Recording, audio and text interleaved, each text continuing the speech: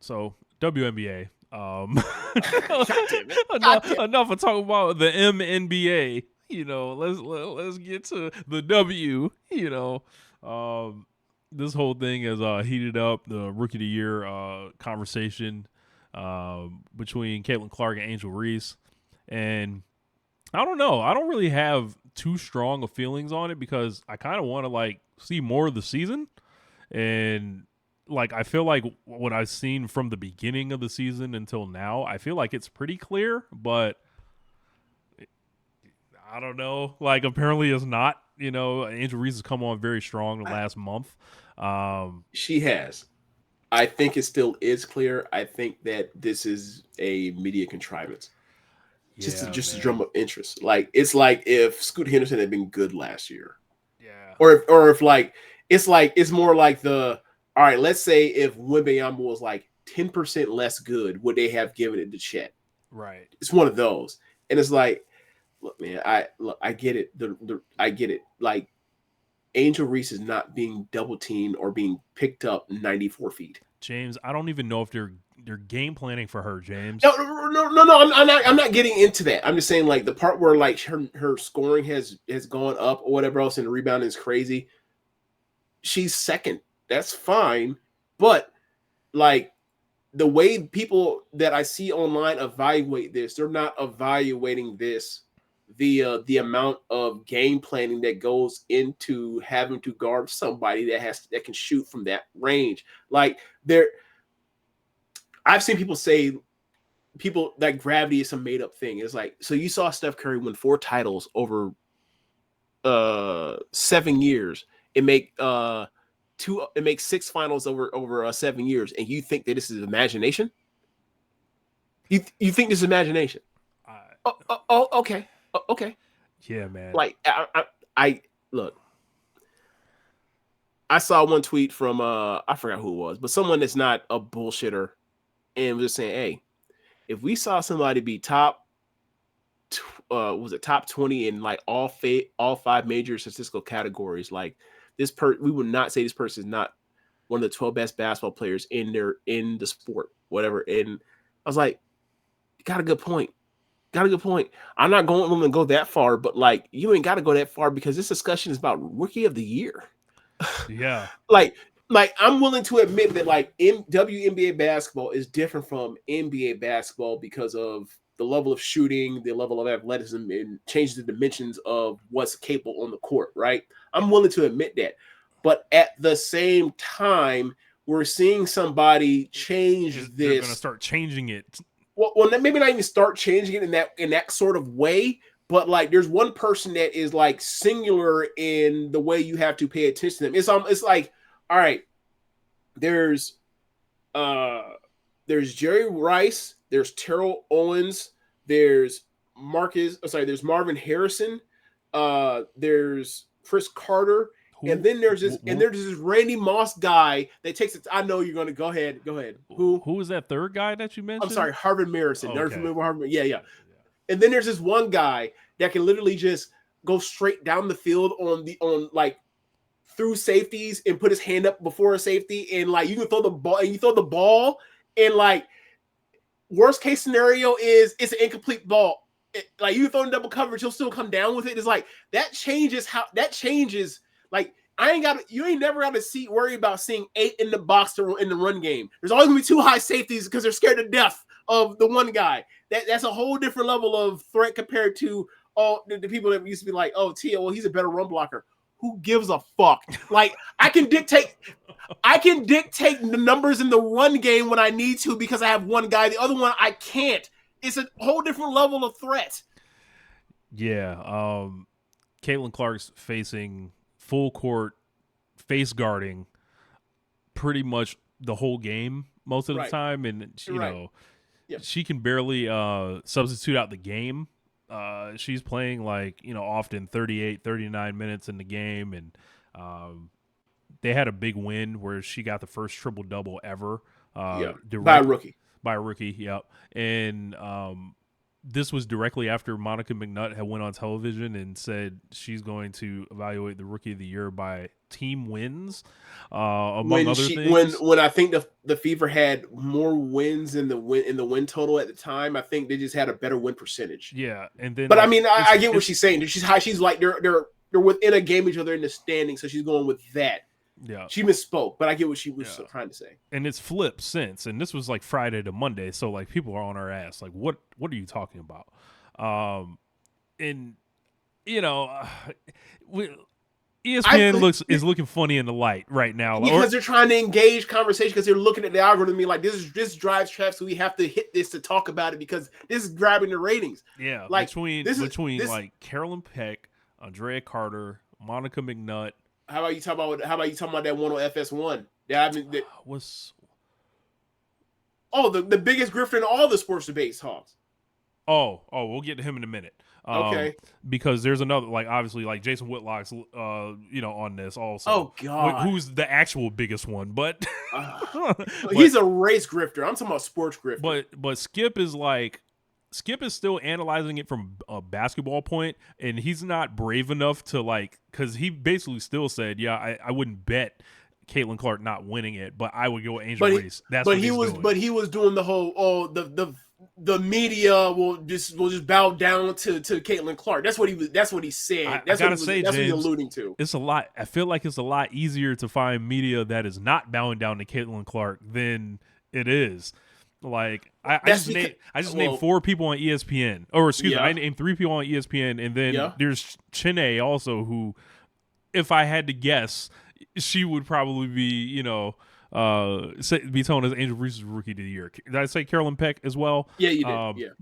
And then there's Rebecca Lobo that's out there, who has pretty much called this thing from back in February. People were like trying to send her crazy stuff, and then people were pulling up the old tweets now, and it's pretty funny, man. Like with all this, but I think this is a I think people underestimated both Caitlin Clark and Angel Reese. They've come in here. I mean, the draft underestimated Angel Reese. She was 7th pick. 7th pick. She wasn't even the first pick by her own team. Right. I've only seen maybe three or 4 games of her in college. So like I had very little to go off of, but I'm often unimpressed by bigs in college on the men's side. So like, let alone the women's side, it's gonna be the same thing. Like, bro, you the same thing. I was like, bro, I thought Anthony Davis was gonna be like Super John Henson. Mm-hmm. He turned into a perennial All NBA player when healthy. I'm just wrong with this stuff. But a lot of it is because like the pro game is, which is weird because like this isn't how it works in any other sport that I'm aware of. But like the pro game is ahead and more advanced than the lower ranks. Like, name me another industry, and that's basketball. Name me another industry where like innovation is from the top down, not the grassroots up. That's not the case in music. That's not the case in football. That's not the case. But that's the case in basketball. Like pro Euro ball starts out with innovation. It comes to the NBA, and then it eventually gets to college, and then it gets to high school. It's backwards as fuck. Yeah. Well, yeah. I think Caitlin Clark is like got a stat line that no one in league history has had right now. I believe there's like there were like the only people that have had rookie seasons like her in the NBA or the WNBA are Magic Johnson and Oscar Robertson. Like, like as far as the stat line, so it's like, it's almost like, what are we doing, man? Why are we playing this game? It's also funny with like the Steph comparison, because like, how Steph was always a sneaky good rebounder. She's an actual good rebounder, right? That's what I'm getting at. Like it's like we're comparing them like this is this person's like potential in their respective sport to their respective gender, and it's like these comparisons keep popping up, and it's interesting. It's just interesting. But yeah, like what I will say, like the same comparison I made about like the same comparison I was making about like the all those 90s and 2000s great wide receivers, and then there's Randy Moss. Like at the same time, like Angel Reese, like if my comparison point is comparing her to Marvin Harrison or T.O. as far as this, and it's like that ain't no slight.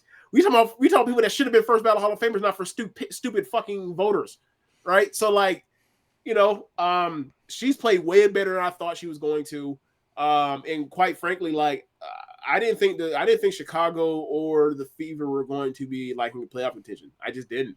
I thought honestly like the best case scenario would have been like this guy would have been some twin tower shit with her Cardoza, but I mean she's been in and out and unhealthy at times. So like it's been a lot of Angel Reese and obviously Kennedy Carter. But yeah, like they have a bright future, and I think both teams do. And I think that like the story for me is like looking at the start of the season, like I feel like the Fever, they have grown. Have gotten their chemistry is so much better together as the season has progressed. Like and I thought when they first started, I was like, oh, this is a dumpster fire. Yeah, this is some hot sewage. Like and they're a competent team now. How it's kind of come together for them. It was almost like why couldn't we get this from Banyama?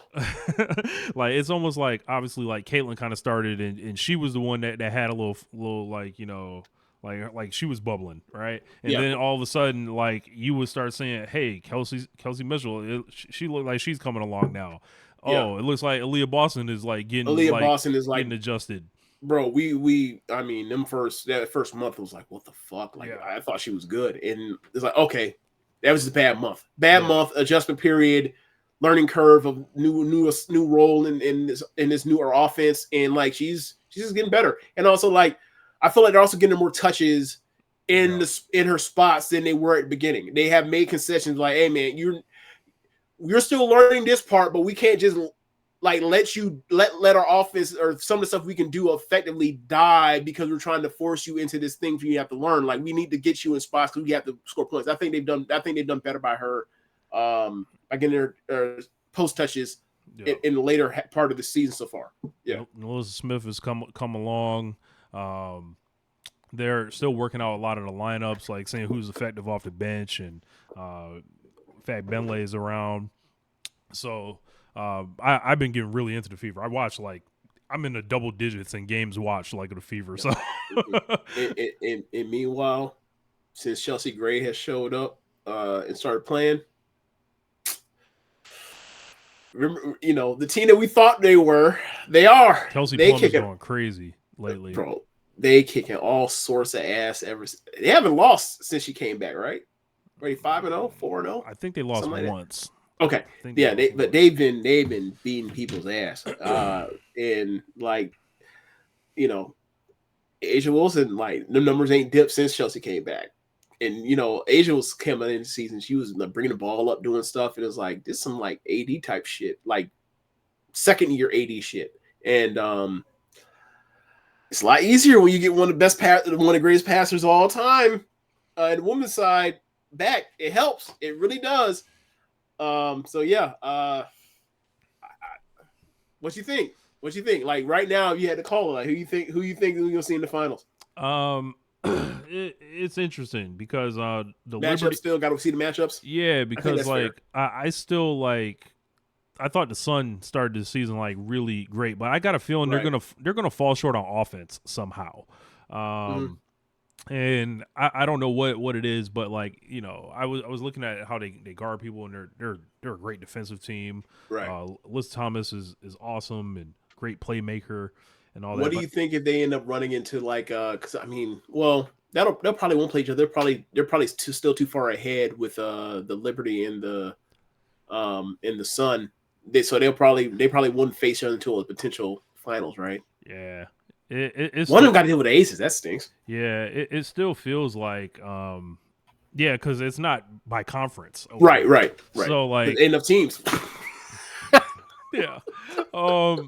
So like I'm like, man. So like, where does like Seattle fit in? Because Seattle giving people fits too. So okay. I don't know, man. Like I feel like the Aces are going to be there just because there's just a dearth of talent there. And the Liberty are still have the best record in the league, even if they lost to the Fever. Like could I see someone catching an upset? Maybe. I don't know. Depends on the matchups.